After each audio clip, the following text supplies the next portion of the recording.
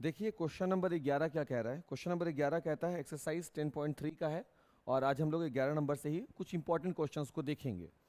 तो वो कह रहा है कि दर्शाइए कि दो शून्येतर सदिशों ए और बी के लिए, दो शून्येतर सदिश ए और बी के लिए, दो सदिश ऑलरेडी है मेरे पास ए और बी, और वो शून्येतर सदिश ए और बी के लिए वो बता रहा है कि जो ए बी होंगे और प्लस जो मैग्नीट्यूड ऑफ बी ए होगा, ये वाला वैल्यू जो ए बी माइनस बी ए होगा, इस पर लंब है, लंब है नहीं, लंब है, यानी आपसे वो क्वेश्चन पूछ लिया, ठीक है ना। अब हमको इसी प्रश्न का उत्तर देना है। तो बाबू हम लोग अपने प्रीवियस चैप्टर में पढ़े हैं कि दो सदिश जब एक दूसरे पर परपेंडिकुलर होंगे, ये हम यहाँ पे रफ कर देते हैं। हम पढ़े हैं कि दो सदिश वेक्टर ए और वेक्टर बी यदि एक दूसरे पर परपेंडिकुलर हैं तो इन दोनों सदिशों का अदिश गुणनफल क्या हो जाता है, जीरो हो जाता है। तो अगर हम दो सदिश, जैसा कि हम यहाँ पर देख पा रहे हैं, जैसा कि हम यहाँ पर देख पा रहे हैं दोनों सदिशों को, एक सदिश ये हुआ, एक सदिश ये हुआ, और अगर ये दोनों ही सदिश एक दूसरे पे लंब हैं तो क्या हम ये कह सकते हैं कि सॉल्यूशन में हम आ गए कि अगर ये दोनों एक दूसरे पे लंब हैं तो हम ये शो कर देंगे कि ये जो वेक्टर हुआ, ये जो एक वेक्टर है, हम इसको स्क्वायर ब्रैकेट में डाल देते हैं, समझने में आसानी होगा, और डॉट जो दूसरा वाला वेक्टर है,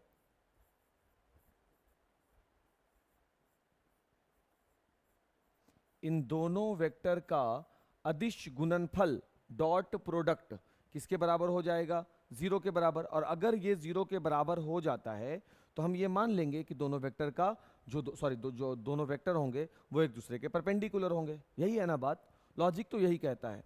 तो अब उसी हिसाब से हम अपने इस मैथ को डील करेंगे। देखिए बाबू ध्यान से, सबसे पहले इसको इससे गुना करेंगे, यानी ये हो जाएगा ए का मैग्नीट्यूड है और उसका क्या है, स्क्वायर, सेम वैल्यू। और बी को बी से गुना करेंगे बाबू, तो ये हो जाएगा vector B dot vector b, यही होगा, ठीक है। उसके बाद इसी वैल्यू को इनसे गुना करेंगे, माइनस के साथ है, तो ये हो जाएगा, देखो क्या क्या है, मैग्नीट्यूड वेक्टर ए है, उसके बाद बी को साथ में ए है और बी भी है, देख लो दोनों वेक्टर है, ए और बी भी है, और साथ ही मैग्नीट्यूड वेक्टर बी भी है, मैग्नीट्यूड वेक्टर बी भी है, ओके ठीक। फिर अब इसको गुना करोगे इससे, तो देखो क्या मिला, प्लस के साथ ये वाला वैल्यू मिलेगा, यानी वेक्टर बी भी मिलेगा, वेक्टर ए भी मिलेगा, और साथ ही ये वाला वैल्यू भी मिलेगा, यानी वेक्टर ए भी मिलेगा और वेक्टर बी भी सॉरी बी भी मिलेगा, ठीक है। और फिर ये वाले वैल्यू को इससे गुना कर दोगे, प्लस माइनस माइनस हो गया, तो b को b से गुना करोगे, यानी वेक्टर b के मैग्नीट्यूड का स्क्वायर, और a को a से गुना करोगे तो vector a dot vector a। सही है बात। अच्छा अब ध्यान से देखो यार, एक वैल्यू प्लस में एक वैल्यू माइनस में, ये कट जाएगा, तुम देख सकते हो, ए बी ब्रैकेट में है, ए बी ब्रैकेट में है, ए मैग्नीट्यूड में है, बी मैग्नीट्यूड में, दोनों वैल्यू बराबर हो गए, कट गए। अब मेरे पास जो रिजल्ट है यहाँ देखो बाबू, वेक्टर ए का स्क्वायर बी डॉट बी, यहाँ वेक्टर ए, यहाँ देखो बी डॉट बी। बाबू हम लोग पढ़े हैं ना कि ये जो है वैल्यू, और बी डॉट बी का मतलब क्या होता है, बी का स्क्वायर, और यहाँ पर माइनस मैग्नीट्यूड वेक्टर बी का स्क्वायर ऑलरेडी गिवन है, और ए डॉट ए बी क्या है, वेक्टर ए का ही तो स्क्वायर है, तो इसका मतलब दोनों वैल्यू फिर से बराबर हो गए और रिजल्ट आ गया जीरो। तो हेंस वी कैन से, इस प्रकार हम कह सकते हैं कि, इस प्रकार हम कह सकते हैं कि उपरोक्त ऊपर दिए गए दोनों सदिश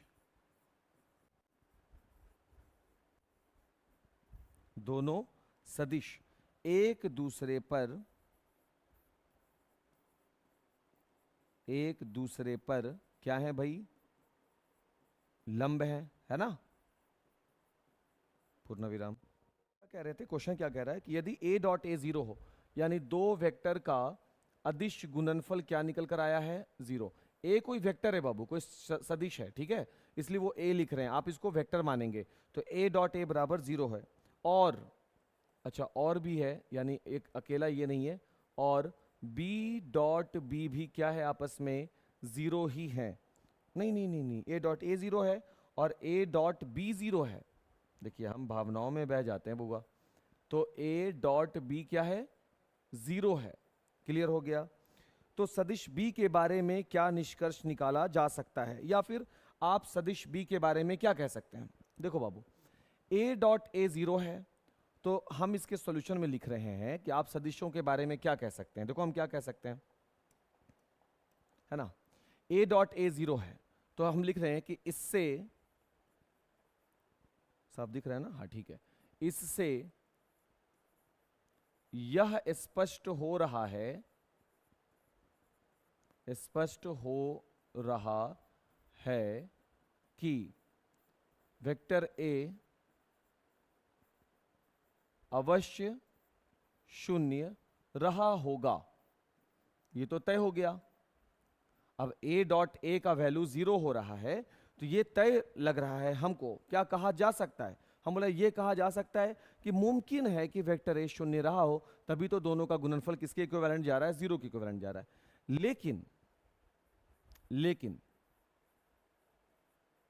लेकिन जब वेक्टर a डॉट बी 0 होता है, तो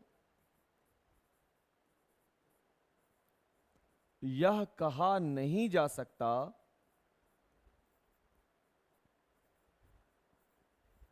सकता, कि वेक्टर b भी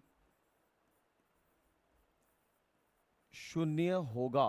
सोचने वाली बात होगी ना बाबू, क्या ये पॉसिबल है कि b 0 होगा इसलिए ये 0 हो गया। ये तो मुमकिन है, ये मुमकिन है, होगा ही होगा नहीं, ये मुमकिन है कि a 0 हो, या ये मुमकिन है कि वेक्टर a और वेक्टर b के बीच बनने वाला जो थीटा है वो जरूर परपेंडिकुलर रहा होगा।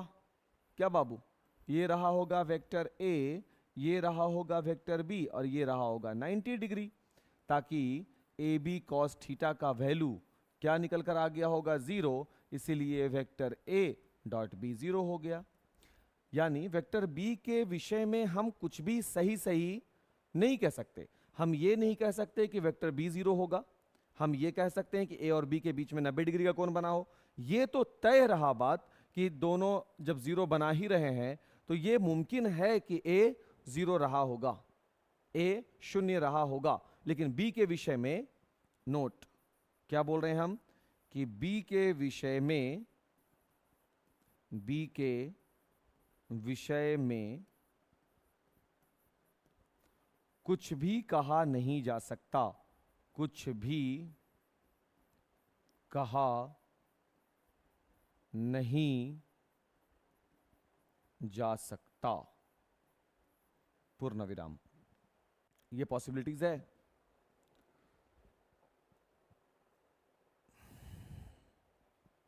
चलिए सर, क्वेश्चन नंबर 13 पर आ जाइए। हाँ, क्वेश्चन नंबर 13।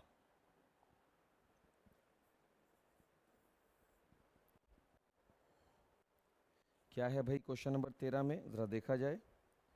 ये कहता है कि ए बी व सी मात्रक सदिश इस प्रकार हैं। अच्छा, तो a अगर मात्रक सदिश है तो a का मैग्नीट्यूड 1 होगा, और वही मैग्नीट्यूड b का होगा, और वही मैग्नीट्यूड c का होगा। ये तय रहा, ठीक। और कुछ कंडीशन ऐसा भी है कि a plus b plus c का वैल्यू भी किसके बराबर है, 0 के बराबर है। तो हमको वैल्यू निकालना है a dot b plus b dot c plus c dot a is equal what. Clear हो गया।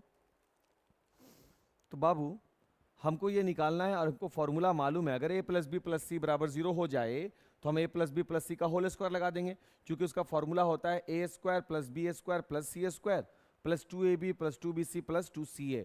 यानी हम यहाँ पर लगा देंगे, सॉल्यूशन में अगर हम आए तो हम इसको देखो क्या बना देंगे, हम बना देंगे वेक्टर ए plus vector B plus vector C और फिर से एक बार वेक्टर ए plus vector B plus vector C. अब हुआ क्या इससे फायदा कि अगर दो सदिशों का डॉट प्रोडक्ट निकाल देंगे तो ये वैल्यू क्या हो जाएगा, जीरो हो जाएगा। क्यों हो, आप यहां पे देखेंगे कि a प्लस बी प्लस सी बराबर जीरो है, तो जीरो को जीरो से गुना करेंगे तो जीरो ही मिलेगा। एक मिनट बाबू, ले बाबू, तो जीरो को जब आप जीरो से गुना करेंगे तो जीरो मिलेगा, इसलिए आप ऐसा लिख दिया। अब आप इसमें क्या करेंगे, वेक्टर ए को बाहर निकालेंगे और ये वेक्टर ए गुना हो जाएगा किससे, वेक्टर ए plus vector B plus vector c से। फिर आप प्लस वेक्टर बी को बाहर निकालेंगे, फिर ये गुना हो जाएगा वेक्टर ए plus vector B plus vector c से। फिर वेक्टर सी को आप बाहर निकालेंगे, फिर ये गुना हो जाएगा वेक्टर ए plus vector B plus vector c से। बराबर तो जैसे जीरो था वैसे ही रहेगा। गुना करेंगे बाबू अब आप, तो वेक्टर ए डॉट वेक्टर ए प्लस वेक्टर ए dot vector B plus vector ए dot vector C plus vector B dot vector ए प्लस, इसको इससे गुना कर रहे हैं बाबू, vector B dot vector B plus फिर vector B dot vector C plus, C को A से करो वेक्टर सी डॉट वेक्टर ए प्लस, फिर इसको इससे करो वेक्टर सी डॉट वेक्टर बी प्लस, फिर इसको इससे करो vector C dot vector c is equal zero. अब यहाँ ध्यान से देखो बाबू, तो a डॉट ए का वैल्यू क्या होता है, वेक्टर a के मैग्नीट्यूड का स्क्वायर प्लस ये हुआ a डॉट बी, ये हुआ b डॉट ए, सही है ना। तो दोनों तो एक ही वैल्यू हो जाएगा क्योंकि ये कॉम्यूटेटिव लॉ का पालन करते हैं, तो इसलिए ये हो जाएगा प्लस का 2 vector a dot b plus a dot c, और यहाँ देखो c डॉट ए है तो ये हो जाएगा 2 वेक्टर a डॉट सी, है ना। और उसी प्रकार से बाबू यहाँ पर देखो ये वाला, ये देखो ये यूज हो गया, ए बी यूज हो गया, ए सी यूज हो गया, बी ए यूज हो गया, ए बी से बी ए, बी बी है तो इसका मतलब मैग्नीट्यूड वेक्टर बी और दो गो है तो स्क्वायर हो गया।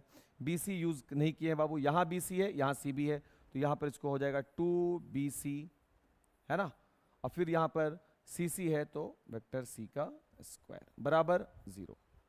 अब क्योंकि हम जानते हैं कि क्वेश्चन में कह रहा है वेक्टर ए बी और सी का मैग्नीट्यूड 1 है, क्योंकि ये मात्रक सदिश है, तो यहाँ पर हो गया बाबू ये हो गया 1, फिर ये वाला हो गया 1, बी वाला भी, और उसी प्रकार से सी वाला भी हो गया 1, और साथ ही ये वाला 1 2 और 3, इन सभी से हम 2 कॉमन ले लें तो हमको मिलेगा ए बी, और अगर तरीका से लिखें जैसा कि क्वेश्चन मांगा है तो बी सी, और साथ में ए सी को ए सी ना लिख करके क्या लिखना पड़ेगा सी ए, क्योंकि क्वेश्चन हमसे सी ए मांगा है, बराबर क्या हो जाएगा 0।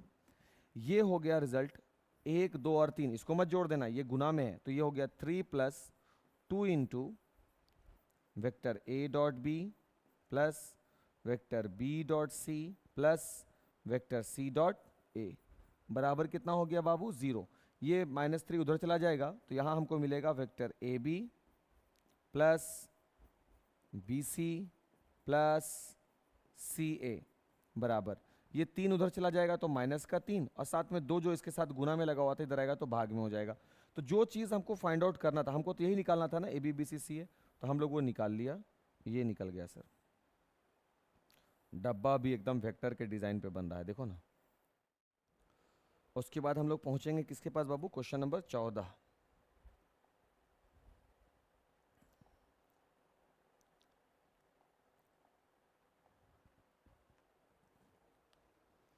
प्रश्न संख्या 14 क्या कह रहा है भाई, प्रश्न संख्या 14 ये कह रहा है कि यदि a बराबर 0 या b बराबर 0, यदि a बराबर 0 हो या वेक्टर b बराबर 0 हो, अच्छा ठीक है, तब a डॉट बी 0 हो जाएगा, तब तो vector a dot vector b 0 हो जाएगा। एकदम सत्य कथन है भाई, परंतु इसका विलोम सत्य हो यह जरूरी नहीं है। इस कथन की पुष्टि करें, यदि a और b में से कोई एक भी सत्य हो तो कोई एक सत्य कैसे होगा। देखो हम इसके सॉल्यूशन को कैसे बनाएंगे, मान लिया कि वेक्टर a जो है वो है 0i plus 0j plus 0k, और वेक्टर b जो है बाबू वो है 1i 1j और साथ में 1k, तो vector a dot b obviously 0 plus 0 plus 0 हो करके 0 मिलेगा। ये तो बात हो गया सत्य जैसा क्वेश्चन कहा। अब इसका विलोम ले लेते हैं। विलोम का मतलब वेक्टर a भी आपको शून्य नहीं लेना है, तो ये हो गया i प्लस जे प्लस के, और वेक्टर b भी आप ऐसा ही कुछ मान लें, लाइक माइनस का 2i प्लस का j माइनस का 2k। तब आप जब निकालोगे वेक्टर a डॉट बी, तो ये ज़रूरी नहीं है कि ये हमेशा ज़ीरो मिले। फॉर सम इंस्टांस मिल सकता है, बट ये ज़रूरी नहीं है कि वो हमेशा ही ज़ीरो हो। तो a डॉट बी यहाँ क्या मिला, -4 प्लस 1 -3। अतः हम ये कह सकते हैं कि विलोम का सत्य होना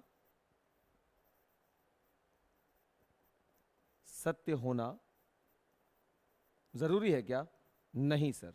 जरूरी है कि नहीं है? सर जरूरी नहीं है। विलोम का सत्य होना जरूरी नहीं है, क्योंकि आप बोल रहे हैं क्या कि ए या बी में से कोई एक वेक्टर शून्य हो गया कोई एक शून्य। अगर कोई एक वेक्टर शून्य है तो उसका विलोम भी हर बार एक वेक्टर शून्य हो तो ए डॉट बी भी 0 हो जाता है। ये कंडीशन आप दे रहे हैं, आप बोल रहे हैं इसका विलोम भी हो जाएगा, क्या ये पॉसिबल है? नहीं है। विलोम का मतलब ना तो ए 0 ना तो बी 0, तो ए डॉट बी क्या शून्य होगा? हो भी सकते हैं, नहीं भी हो सकते हैं। हमेशा ये वाला कथन नहीं हो सकता, यही कहा जा रहा है ना। तो वो हो गया क्लियर। तो इस तरीके से सही ऑब्जर्व करके आपको मैथ बनाना पड़ेगा। बहुत ज़्यादा बाबू एकाग्र रहने की ज़रूरत है, समय हम लोगों के पास ज़्यादा नहीं है। आज ये वीडियो बनाने का मेरा मेन मकसद ही यही था कि लाइट प्रॉपर है नहीं, समझ रहे हैं ना बात को। तो इस वजह से वीडियो लेक्चर में हम कुछ पार्टिकुलर क्वेश्चन को बनाकर हम चाह रहे हैं कि आपको अवेलेबल करवा दिया जाए जल्द से जल्द। लाइट पूरा ऑफ करके सिर्फ एक पंखा चल रहा है, उसी पे आपका क्लास माने ये स्क्रीन ऑन है और काम चल रहा है, ठीक है ना। चलिए नेक्स्ट क्वेश्चन नंबर 15 देखते हैं बताया जाए या आपको आता हो, देख लेते हैं। 15 नंबर क्वेश्चन बोलता है कि यदि त्रिभुज एबीसी के शीर्ष ए बी और सी हों, ठीक है भाई, त्रिभुज एबीसी का शीर्ष है तो त्रिभुज ही बना देते हैं सीधा। ट्रायंगल कहाँ गए भाई साहब, इधर आइए, हो गया। यदि त्रिभुज एबीसी के शीर्ष कौन है, तो ये ए शीर्ष हो गया, इसका वैल्यू कितना दिया हुआ है 1 2 3, 1 2 और 3। बी जो है बाबू इसका शीर्ष कितना दिया गया है -1 0 और 0। सी जो है बाबू इसका शीर्ष कितना दिया हुआ है 0 है, 1 है और 2 है। क्लियर हो गया। तो कोण एबीसी ज्ञात करो। आपको कोण एबीसी ये वाला एंगल बताना है, आपको ये वाला कोण प्रोवाइड करना है। तो भाई ये वाला कोण तो ए बी और बी सी के बीच में बनेगा, तय है बात, ठीक। तो कोण एबीसी ज्ञात करें और उसके बाद आपको बोलना है क्या कि जो बी है बी सी के बीच का कोण है ऑब्वियसली, और किसके बीच में कोण होगा। तो अब देखो बाबू बी ए और बी सी के बीच का कोण होगा, ऑब्वियस सी बात है। लेकिन उससे पहले हम लोग क्या करेंगे, इसको 3D में लेकर के आते हैं। कैसे 3D में लेकर के आएंगे, ये देखिए, एक एक्सिस ये हो गया बाबू, एक एक्सिस ये हो गया बाबू, और एक एक्सिस इधर चला गया, है ना। अब इन एक्सिस का नाम हमको मालूम है, कैसे देते हैं पता है ना।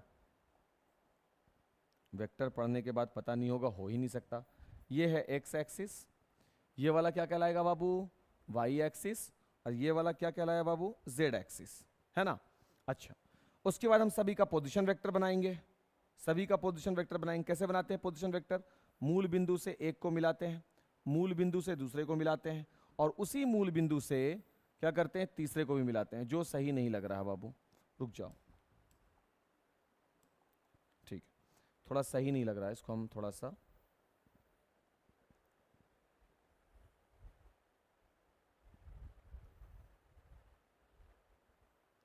हल्का सा टिल्ट और करना है इसको।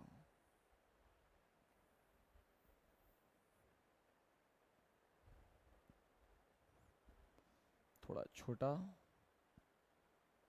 ये सामने में आ जा रहा है इसलिए इसको हल्का हल्का सा हम इसको तिरछा कर रहे हैं बाबू, कि त्रिभुज जो है ना, तो हाँ अब ये हम जानते हो क्यों कर रहे हैं, क्योंकि ये ऐसे मिल सके इसलिए हम इसको ऐसा किया गया। तो ये मत समझ जाओगे कि ऐसे करना ज़रूरी है, ठीक है। चलिए अब हम क्या करेंगे, क्या निकाल रहे हैं हम, पोजीशन वेक्टर निकाल रहे हैं। तो ये हो गया ए को मिलाने वाला पोजीशन वेक्टर, ये बी की स्थिति सदिश हो गई, और ये सी की स्थिति सदिश हो गई, है ना बाबू। अब सभी का हम नाम करने वाले हैं। देखिए बाबू, ये हो गया ओ, ये हो गया बी, तो ये कहला गया क्या, ओ बी वेक्टर। ठीक, ये वाला हो गया ओ, ये हो गया सी, ये कहला गया ओ सी वेक्टर। ये हो गया ओ, ये हो गया ए, तो ये कहला गया ओ ए वेक्टर।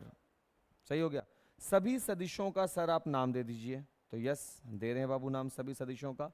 इसका नाम पड़ेगा, ओ ए वेक्टर का नाम पड़ेगा आई प्लस 2j प्लस 3k। सही है। ओसी वेक्टर का नाम पड़ेगा 0 1 और कितना शानदार लिखे हैं, हम खुद ही नहीं पढ़ पाएंगे तो बच्चा लोग क्या पढ़ पाएगा। क्या नाम है भाई, 0 1 2 है, ये 0 1 2 है। बाप रे, इतना डिजाइनर। तो ये हो जाएगा 0i प्लस j और प्लस 2 वेक्टर के, और ये हो गया -1 0 0, यानी माइनस का i प्लस का 0j और प्लस का 0k। हम लोगों को जो चीज़ फाइंड आउट करना है ना बाबू, वो क्वेश्चन मांगा हमसे, कौन सा कोण, हमसे मांगा है कोण ABC।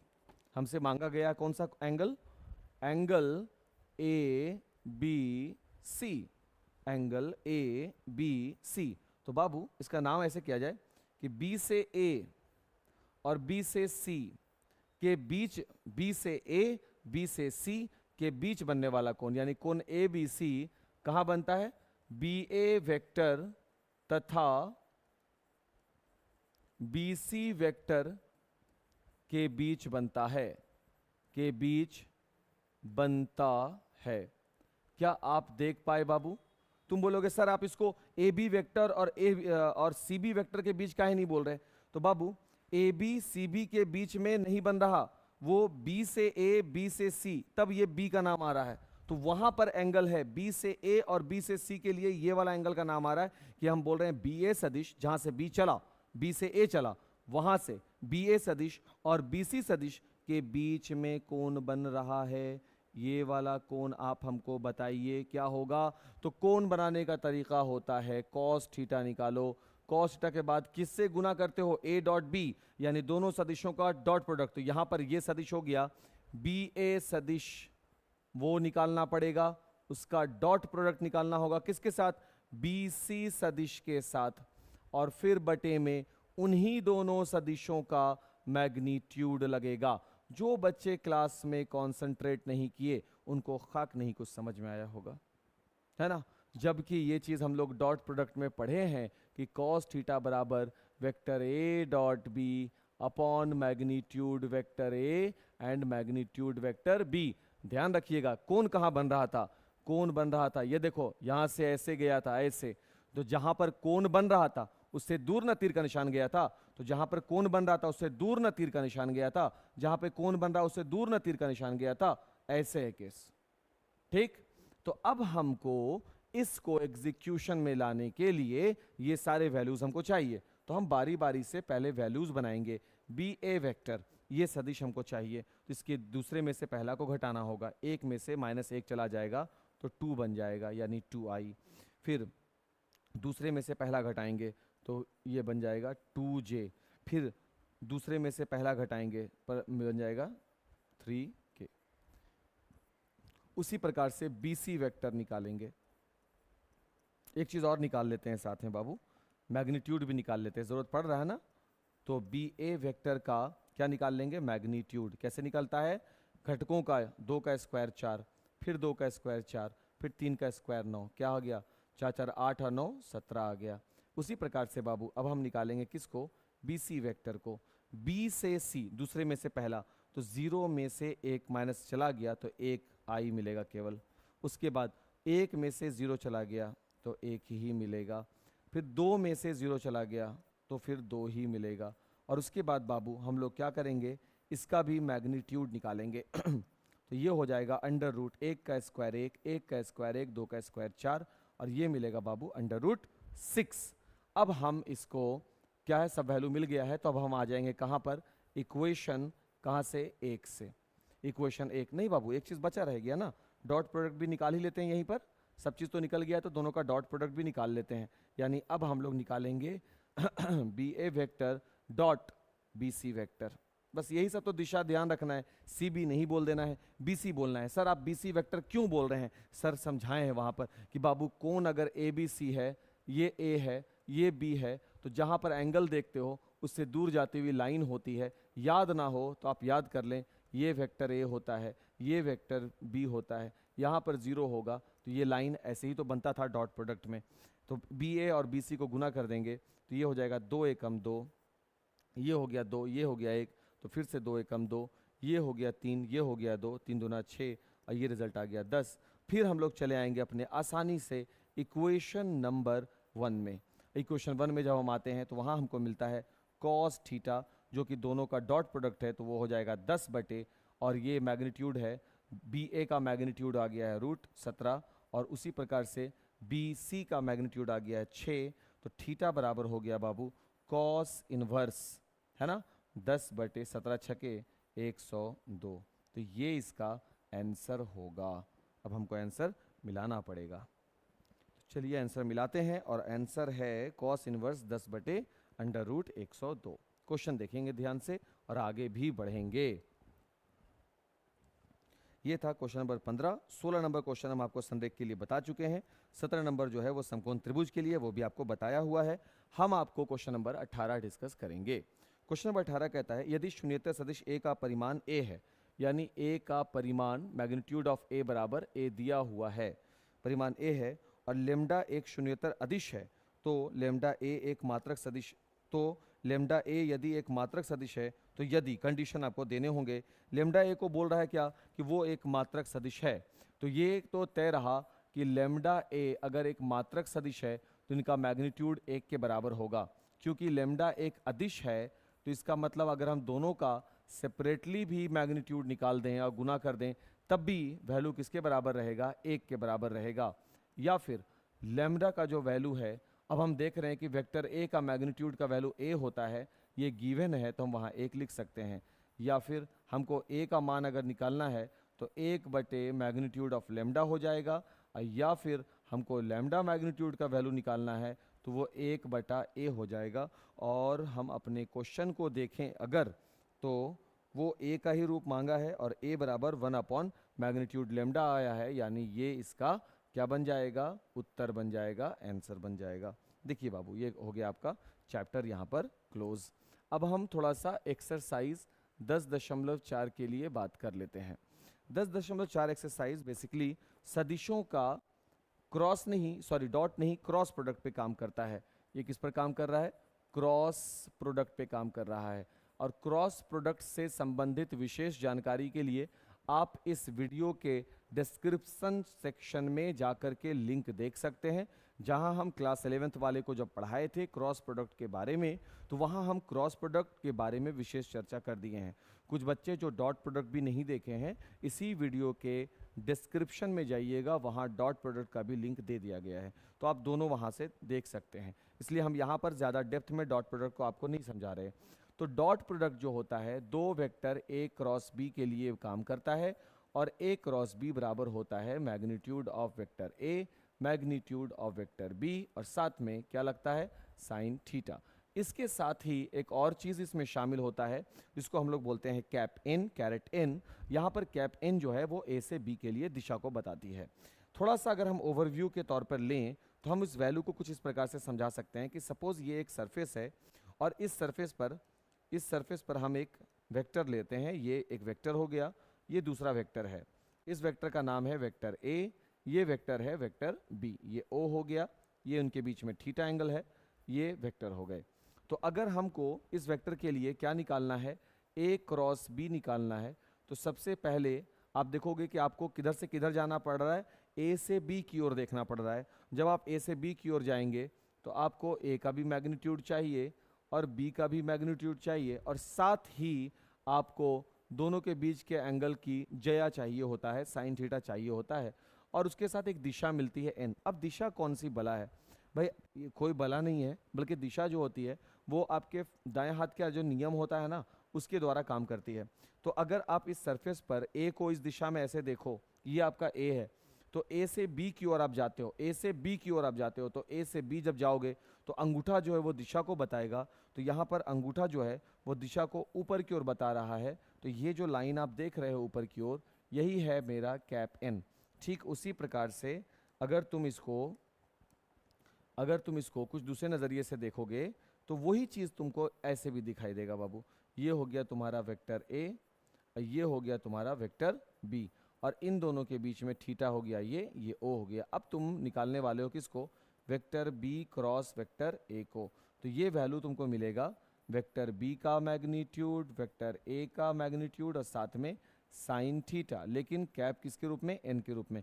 अब दिशा देखो बाबू, बी से ए के तौर पे ला रहे हो तो तुम अपने हाथ को, दाएं हाथ को ही, बायां हाथ नहीं लाओगे, उसको इधर मोड़ना है। तो तुम ऐसे तो नहीं मोड़ सकते, तो हाथ को ऐसे उल्टा करोगे, तब तुम बी से ए, देखो यहाँ इस तरफ बी है बाबू, इधर ए है, यहाँ बी है, यहाँ ए है, इस तरफ भी है, इस तरफ है। तो बी की तरफ लाइन को रखोगे, ए की ओर मोड़ोगे तो अंगूठा नीचे की ओर होगा। तो अंगूठा नीचे की ओर होने के वजह से आप इसकी दिशा किस ओर दर्शाओगे? नीचे की ओर दर्शाने लग जाओगे, और यहाँ पर बन जाएगा इसका कैप एन। तो एक बात तो तय हो गया कि गुणनफल की दिशा चेंज होने से, यानी ए क्रॉस बी की दिशा और बी क्रॉस ए की दिशा, जबकि हम ए और बी वेक्टर को चेंज नहीं कर रहे हैं।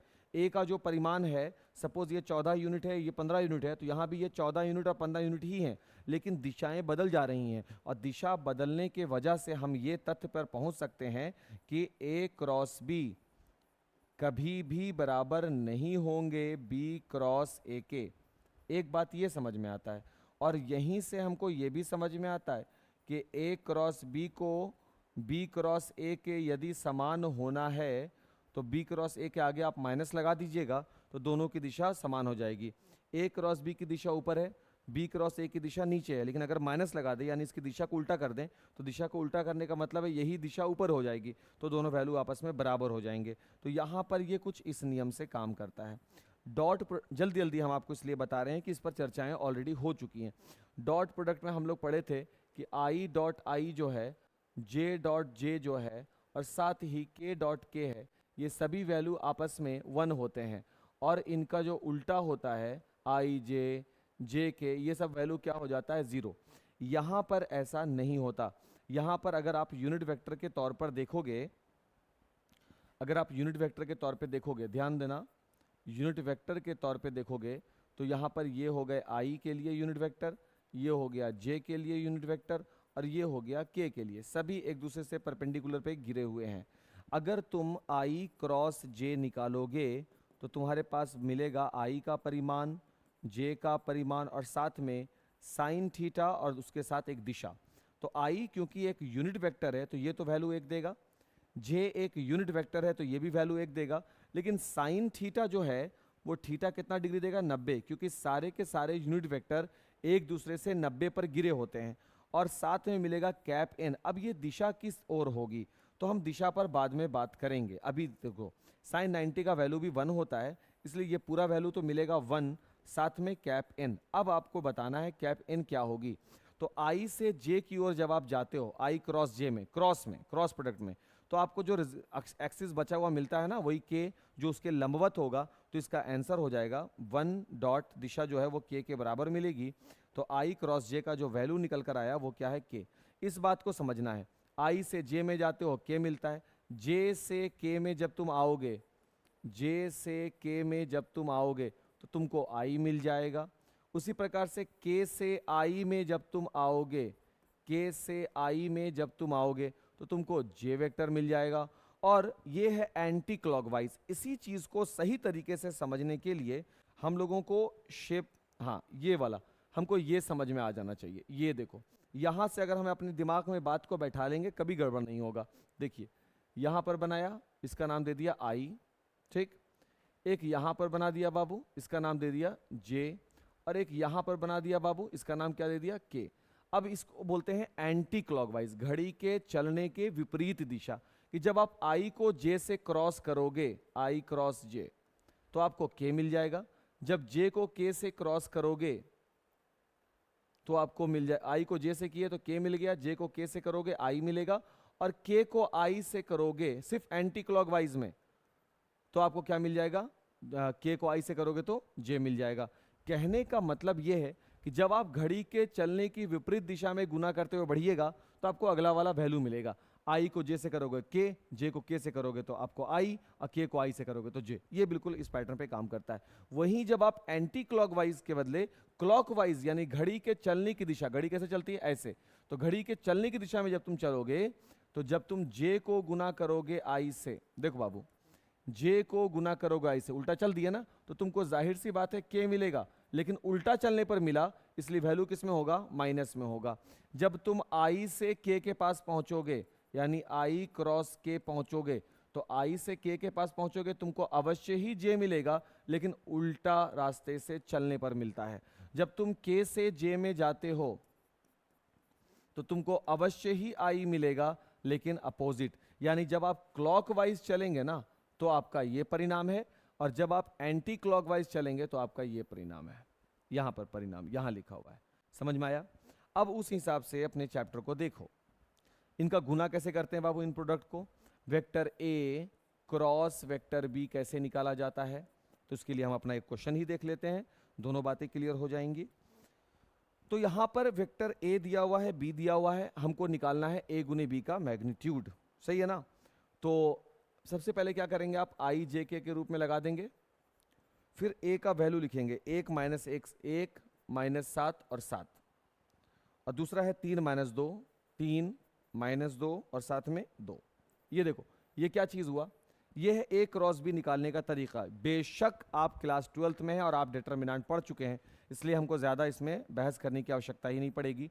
ये हट जाएगा बाबू, -7 7 और -2 2 हो जाएगा। फिर माइनस जे को बाहर करेंगे, जे के पैरेलल चीज़ें हट जाएंगी, 1 7 3 2 मिल जाएगा हमको। उसके बाद बाबू के को हम लगा देंगे इसी प्रकार से, और हम देखेंगे 1 -7 3 -2 को मिलते हुए, 3 -2 को मिलते हुए रिजल्ट के तौर पर मिलेगा आई के साथ रखा हुआ माइनस का 14 और माइनस माइनस प्लस का 14, माइनस का जे को रख लेंगे 2 - 21 और प्लस का के रख लेंगे तो ये हो जाएगा -2 + 21। तो यहाँ से जो रिजल्ट मिला ये तो 0 हो गया बाबू, ये माइनस माइनस प्लस हो जाएगा तो 19 जे मिल जाएगा बाबू, और ये 19 का के मिल जाएगा। ये जो रिजल्ट मिला हमको, ये हमको केवल रिजल्ट किसका मिला है, ए क्रॉस बी का मिला है। और इसी ए क्रॉस बी का अगर हम मैग्नीट्यूड निकाल दें तो ये हो जाएगा √19 का स्क्वायर और +19 का स्क्वायर, जो भी आएगा वो इसका आंसर होगा। मुश्किल है, तो इस तरीके से हम लोग चैप्टर में एंट्री ले लेते हैं। कौन सा चैप्टर में एंट्री ले लेते हैं, एक्सरसाइज 10.4 का क्वेश्चन नंबर 1 में, और ये एक्सरसाइज 10.4 का क्वेश्चन नंबर 1 आपका बन जाएगा। 10.4 का क्वेश्चन नंबर 2 आप देखिएगा बाबू, वो कहता है सदिश a + b और a - b की लंब दिशा में मात्रक सदिश ज्ञात करो, और जहां a इतना और b इतना है। तो लंब दिशा में मात्रक सदिश कैसे निकालते हैं, आपको कुछ नहीं करना है बाबू, सबसे पहले तो आपको a + b निकाल लेना है और a - b निकाल लेना है। सबसे पहले आपको क्या करना है बाबू, आपको a + b निकाल लेना है और साथ ही a - b निकाल लेना है। और उसके बाद दिशा में मात्रक सदिश कैसे निकलता है, लंब दिशा में मात्रक सदिश कैसे निकलता है, वही चीज है। लंब दिशा में मात्रक सदिश निकालने के लिए आप सबसे पहले दोनों सदिशों का क्रॉस प्रोडक्ट निकालेंगे, a + b का क्रॉस निकालेंगे किससे, a - b से हो जाएगा। और उसके बाद मैग्नीट्यूड निकालेंगे किसका, a + b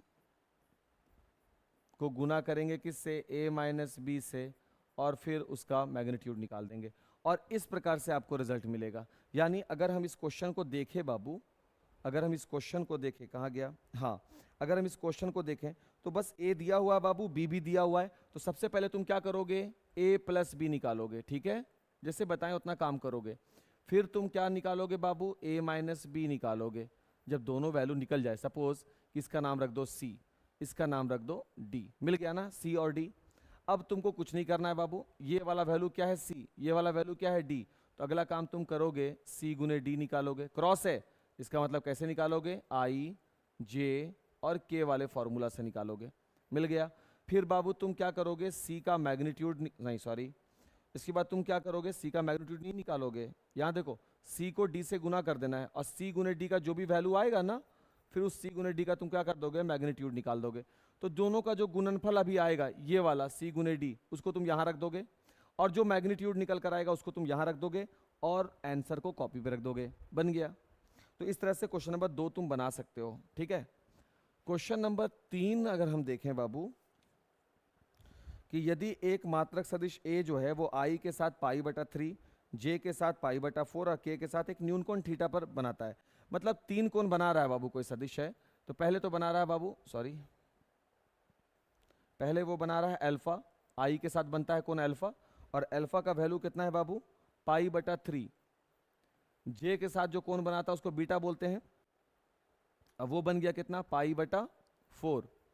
और गामा जो एंगल है वो मालूम नहीं है बट वो थीटा है, तो हमसे बोलता है तो थीटा का मान ज्ञात करें और इसकी सहायता से ए का घटक भी बताएं।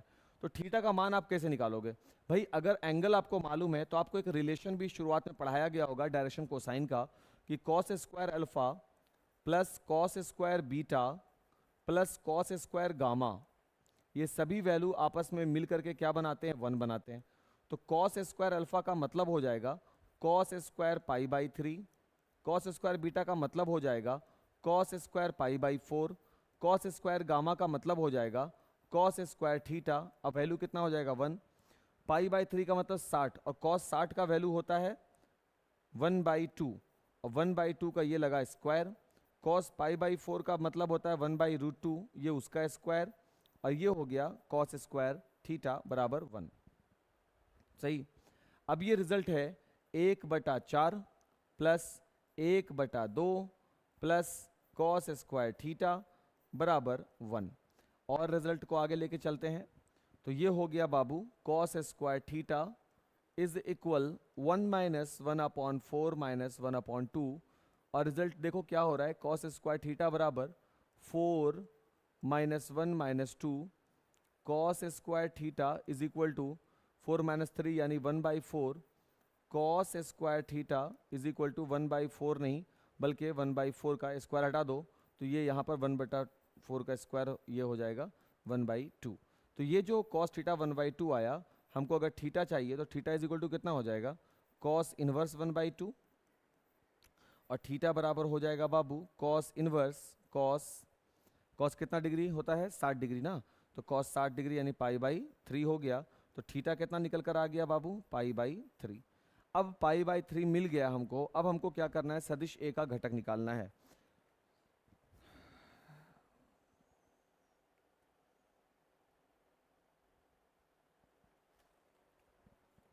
सही है, तो theta is equal to pi by 3 मिल गया, अब घटक निकालना है बाबू, वो भी हम जानते हैं। घटक का मतलब क्या, सदिश कोई भी वेक्टर ए है, ये वेक्टर ए जो है वो ऐसा एंगल बना रहा है, मतलब समझ में आ रहा है, क्वेश्चन को समझ जाओगे सब क्लियर है। ये कोई सदिश वेक्टर ए होगा, सही है, ये हो गया x के साथ अल्फा, y के साथ बीटा, इसके साथ गामा, यही मतलब होता है इसका। तो अगर हमको a का वैल्यू चाहिए तो a का वैल्यू क्या होता है, डायरेक्शन कोसाइन क्या देता है सर, डायरेक्शन कोसाइन किसी सदिश का अदिश घटक देता है। तो डायरेक्शन कोसाइन अगर आप निकाल दो, अगर आप कॉस अल्फा निकाल दो तो कॉस अल्फा का मतलब हो गया कॉस पाई बाई 3 यानी कॉस 60 डिग्री यानी 1/2। उसी प्रकार से बाबू कॉस बीटा निकाल दो, यानी कि कॉस बीटा की जगह पे कौन हो गया, पाई बाई 4, जो वैल्यू क्या देगा 1/√2। उसी प्रकार से कॉस गामा निकाल दो तो कॉस गामा क्या देगा, कॉस पाई बाई 3, अभी अभी तो निकला है, वैल्यू क्या हो जाएगा 1/2। तो सदिश के घटक क्या हो जाएंगे, सदिश के अदिश घटक क्या हो जाएंगे ये। अब बोलेगा सदिश घटक बताओ, तो वो कुछ नहीं करना आपको, 1/2 के साथ आई लगा देना है, 1/√2 के साथ फिर से आई लगा देना है और 1/2 के साथ फिर से जे लगा देना है, यहाँ के लगा देना है, बस। तो ये डायरेक्शन कोसाइन पढ़े हैं, डायरेक्शन कोसाइन से हमको क्या पता चलता है, अदिश घटक पता चलते हैं किसी सदिश के, और वो हम यहाँ पर पता कर लिए, वो हमको यहाँ पर निकल गया, ठीक है।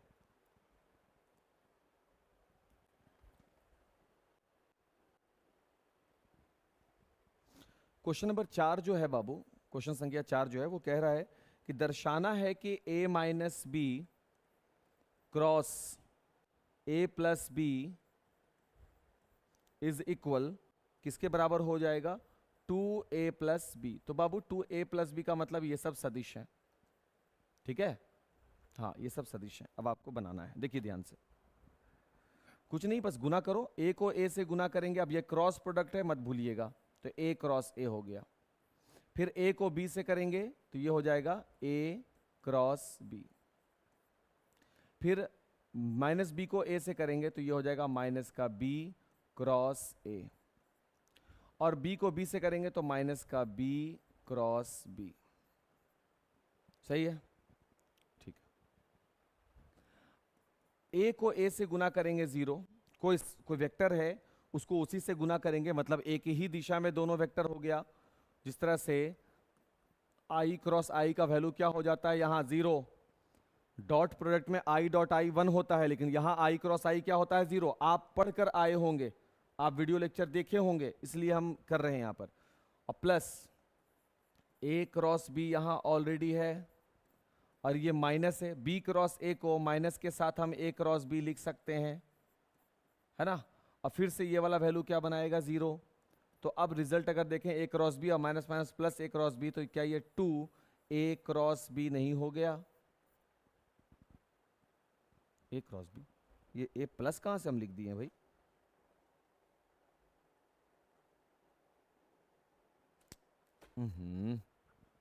कहाँ गड़बड़ कर दिए, a प्लस तो ठीक है। तो a को a से करेंगे a क्रॉस a को b से करेंगे तो a क्रॉस b, b को a से करेंगे b क्रॉस, और उसी प्रकार से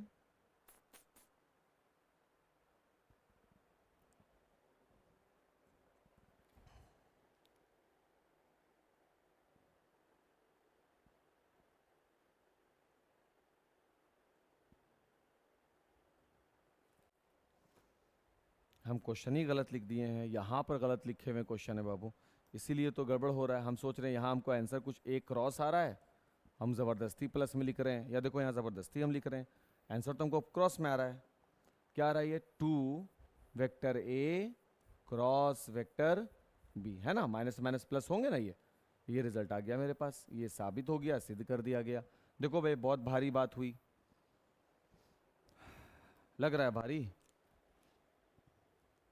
यहाँ पर क्वेश्चन नंबर 5 कहता है बाबू, क्वेश्चन नंबर कितने क्वेश्चंस हैं इस चैप्टर में, चलो ठीक है ज़्यादा नहीं है। 5 कहता है लेमडा और म्यू का मान ज्ञात करें यदि दोनों का गुण क्रॉस प्रोडक्ट 0 है। तो क्वेश्चन ऑलरेडी कह दिया है कि क्रॉस प्रोडक्ट 0 है, तो आप क्रॉस प्रोडक्ट निकाल दो, बस हो गया बात ख़त्म। तो अगर आप क्रॉस प्रोडक्ट निकालोगे 2 6 27 का, 2 6 27 का, और एक लेमडा और म्यू का, एक लेमडा और म्यू का, इनका क्रॉस प्रोडक्ट क्या हो गया है 0। देखो तो एक लेमडा और म्यू, क्या ये बात सही है, क्या हम ऐसा कर सकते हैं। हाँ सर, ये पहला वाला वेक्टर है, दूसरा, और दोनों का क्रॉस प्रोडक्ट 0 क्वेश्चन में गिवन है, इसलिए आप ऐसा कर सकते हैं।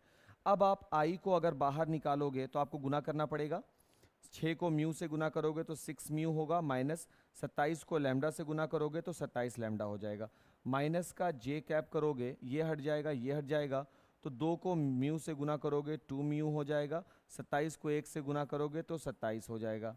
फिर प्लस के लिखोगे, के के लिए देखोगे 2 को लैम्डा से गुना करोगे तो 2 लैम्डा हो जाएगा, और 6 को 1 से गुना करोगे 6 हो जाएगा, बराबर 0 मिल जाएगा। तो ये मिल गया बाबू आई कैप के साथ। बस बस बस इतना ही, एक जगह कर देते हैं सबको, अच्छा रहेगा बनाने में। देखो ये हो जाएगा 6 म्यू आई माइनस 27 लैम्डा जे माइनस 2 म्यू जे प्लस 27 जे, ये हो जाएगा प्लस 2 लैम्डा के माइनस 6 के बराबर 0। ठीक है, आई जे के को एक जगह कर देते हैं। अगर हम आई को कॉमन ले लें तो ये हो जाएगा 6 म्यू जे जे जे, अरे सब जे ही हो गया, 27 लैम्डा आई, ये गलत हो गया, यहाँ आई है ना,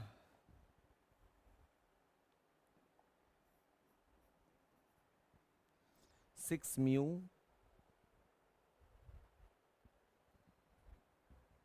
तो सही था, ये सही है बाबू, इसको आगे बढ़ाएंगे ही नहीं हम।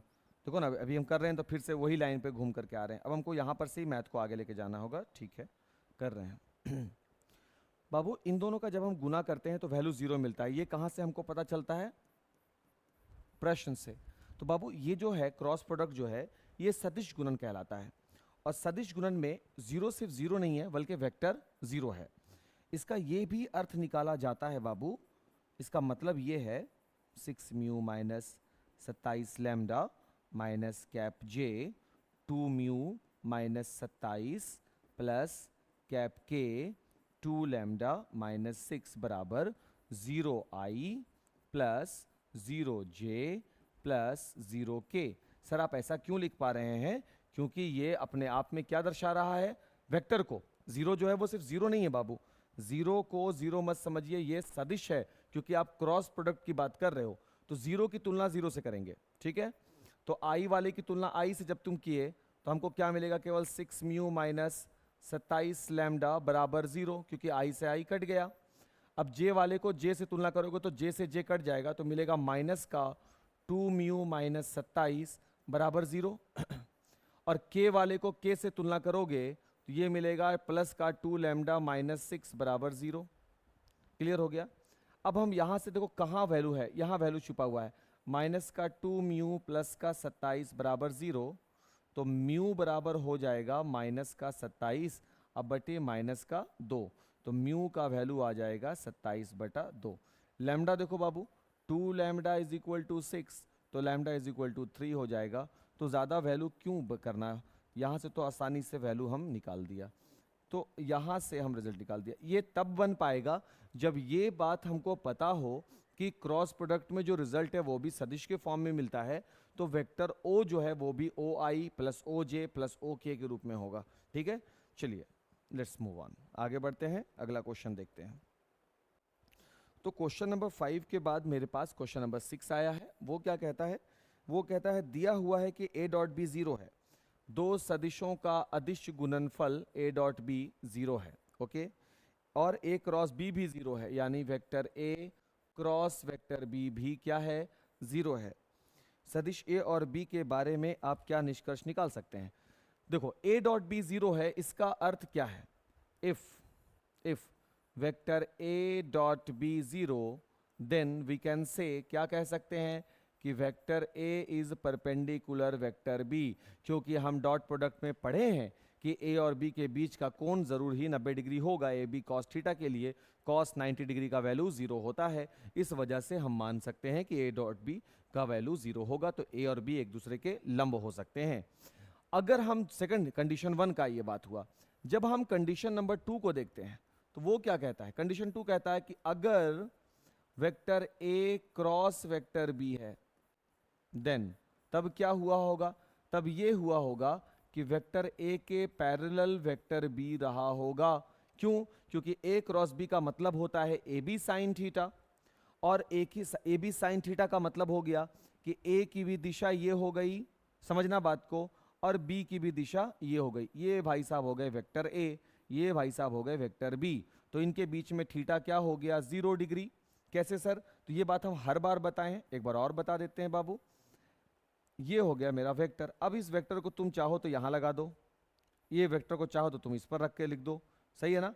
इनके बीच में एंगल जो पैरेलल होते हैं ना, उनके बीच में एंगल थीटा बनता है, तो क्रॉस प्रोडक्ट में result A B cos theta हो जाएगा। तो A B cos theta, theta की जगह पे 0, सॉरी क्रॉस में ए बी साइन थीटा हो जाएगा, मेरी गलती है, ए बी साइन थीटा हो जाएगा, तो साइन 0, और साइन 0 का वैल्यू 0 होता है बाबू, इसलिए रिजल्ट 0 दे सकता है। तो निष्कर्ष क्या निकाले? तो सर आपने निष्कर्ष क्या निकाला? तो बाबू निष्कर्ष हम ये निकालते हैं इससे कि या तो वेक्टर a परपेंडिकुलर होगा वेक्टर b के, इस वाले के लिए, या वेक्टर a पैरेलल होगा वेक्टर b के, या लगा रहे हैं और नहीं बोल रहे हैं या, बट दोनों एक साथ नहीं हो सकते। दोनों एक साथ नहीं हो सकते का मतलब क्या है? अगर यहां पर देखो, यहां पर थीटा क्या बन रहा है? 90 डिग्री, तो थीटा 90 डिग्री बनने के वजह से कॉस थीटा 0 हो गया। यहां पर थीटा 0 डिग्री के वजह से कॉस थीटा साइन थीटा 0 हो गया। अगर यहां पर 90 रख देते तो यहां 1 हो जाएगा, यहां पर अगर कॉस को साइन को लेकर चले आओगे तो यहां 1 हो जाएगा। बात समझ रहे हो? तो इसका मतलब यह हुआ कि दोनों एक साथ नहीं हो सकते। ए और बी या तो 90 पे झुके हुए हो सकते हैं, या ए और बी दोनों 0 हो सकते हैं, अर्थात समांतर हो सकते हैं, बट दोनों एक साथ नहीं हो सकते। हम यही कह सकते हैं और कुछ नहीं कह सकते। क्वेश्चन नंबर 7 पे आइए सर।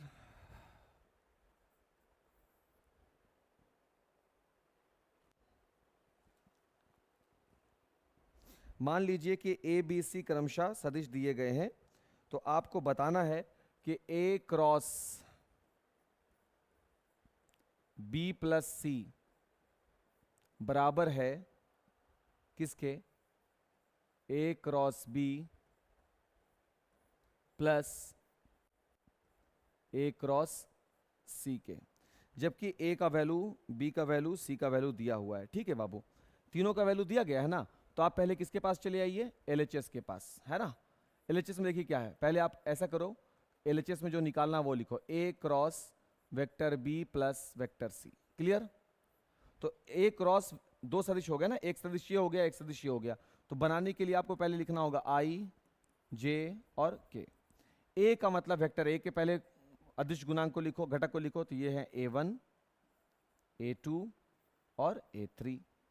और नीचे में दूसरा वाला सदिश, दूसरा सदिश कौन है? वेक्टर B प्लस C का, तो B प्लस C को देखेंगे तो वो आपको मिलेगा घटक B1 plus C1, B2 plus C2, और यहां मिलेगा आपको B3 प्लस C3। जिनको नहीं समझ में आ रहा, B प्लस C करके देख लो आराम से बैठ के, यही मिलेगा। LHS में यही वैल्यू रहेगा, सही है ना। A क्रॉस, तो पहला सदिश कौन हो गया? A, तो ये A का वैल्यू, B प्लस C, तो ये B प्लस C का वैल्यू। इसी को हम क्या ऐसा लिख सकते हैं बाबू? I plus J plus K A1, ओफो क्या I प्लस J कर रहे हो गधे की तरह, एकदम कभी कभी हम भी गधे ही की तरह काम कर देते हैं। I J K, ये हो गया बाबू A1 A2 A3 B1 B2 B3 plus I J K A1 A2 A3 C1 C2 और C3। क्या? बाय यूजिंग डिटर्मिनेंट प्रॉपर्टी, क्या हम डिटर्मिनेंट की खूबियों का अध्ययन करके इस प्रकार से लिखा हुआ डिटर्मिनेंट को इस रूप में लिख सकते हैं कि नहीं? यस सर, आप लिख सकते हैं। ये हो गया आपका इक्वेशन नंबर 1। ठीक, अब इसको हम दूसरा RHS में आते हैं सर। RHS वो क्या कहता है? A क्रॉस B जोड़ दो किसमें? A क्रॉस C में। तो बाबू पहले आपको वही चीज करना है, I J K, A गुने B करना है, तो पहले A का पद लिखो। A का पद कौन है? A1 A2 A3। B का पद लिखो, B1 B2 B3। क्या हो गया? A cross B, yes sir, plus plus open A cross C बनाना है, तो पहले I J K, A का पद लिखो A1 A2 A3, C का पद लिखो C1 C2 C3। ये हैं दो। क्या लग रहा है दोनों बराबर हैं? यस बराबर हैं। सो हेंस LHS बराबर RHS। जो डिटर्मिनेंट नहीं पढ़े उनके लिए जादू हो गया। तो आज के लिए इतना ही रखते हैं। उम्मीद करते हैं कि आप ये वीडियो लेक्चर को ढंग से देख लीजिएगा बाबू, नोट्स बना लीजिएगा, और नेक्स्ट क्लास में मिलते हैं। तब तक के लिए थैंक यू।